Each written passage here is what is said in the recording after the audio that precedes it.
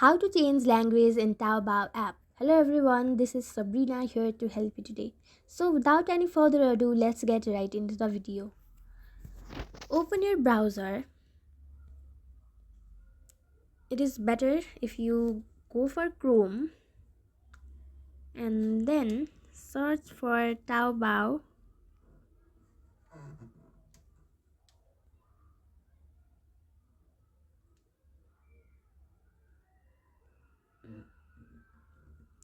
Use the web version.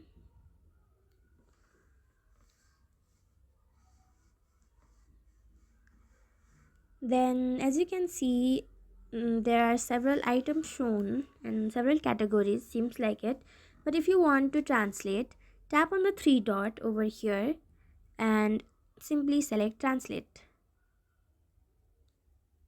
Confirm translating, and now you can see the language is translated to English. So that's it.